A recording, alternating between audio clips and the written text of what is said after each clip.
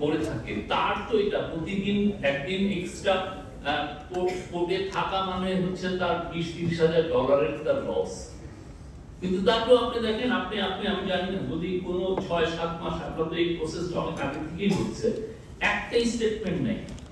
বরঞ্চ একজন বলছেন 40 বছরে আমরা এত খারাপ সময় দেখি নাই বিজনেসে।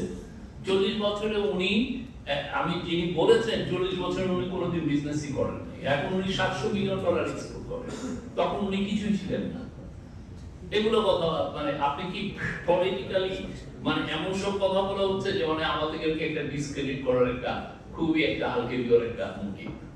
কিন্তু এতে তো ডিবেট গুলো আগে না, একটা হেলদি ডেমোক্রেসি, আমরা একটা ডেমোক্রেটিক ট্রানজিশনে যাচ্ছি, কি চ্যালেঞ্জ গুলো কি সেটা নিয়ে তো অবভিয়াসলি উই ওয়ান্ট মানে সবাই চায়, প্রফেসর ইউনূস চান, তার অ্যাডমিনিস্ট্রেশন চান, খুবই হেলদি একটা ডিবেট চান। তাতে হয়তো আমাদের যদি শর্টকামিংস থাকে সেটা আইডেন্টিফাই হয়, সেটা না হয়ে এমন সব কথা হচ্ছে যে যেটা কোনো মিনিংলেস। একজন বলছেন যে কি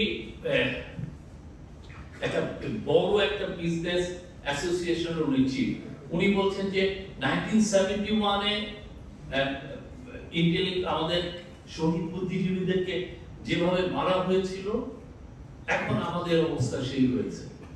আপনি চিন্তা করে দেখেন কি ল্যাঙ্গুয়েজটা কিসের মধ্যে 19 গ্যাস ক্রাইসিসে যে ক্রাইসিসটা উনি ফেস করছেন সেটা তো আমরা খুব দ্রুত করে আমি আবার এনার্জি মিনিস্ট্রি থেকে গ্যাসের মানে সাপ্লাই দিয়ে দিলাম যে আমরা কি এত খারাপ গ্যাস সাপ্লাই দিচ্ছি যার জন্য এই সিচুয়েশনটা হচ্ছে। কিন্তু স্ট্যাটিস্টিক্স কনসিস্টেন্টলি শো করছে যে গ্যাস সাপ্লাই গভর্নমেন্টের সময় পেয়েছে। মেবি উনি যেটা চাচ্ছেন, উনি চাচ্ছেন 100% ইনক্রিজ, সেটা আমরা দিতে পারছি না। সেটার জন্য 100 মানে অনেকগুলো রিজন আছে।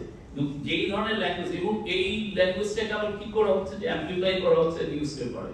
অন্যান্য দেশে হলে এগুলো এই শব্দটা এই কোডটা কেউ করতোই না, অন্যান্য কথা নিতই না। কিন্তু এটা তো অনেকে আবার তার এজেন্ডা অনুযায়ী এটাকে অ্যাম্পলিফাই করছেন। ফলে ইকোনমিক যে পুরো রিপোর্টটা আমরা দেখছি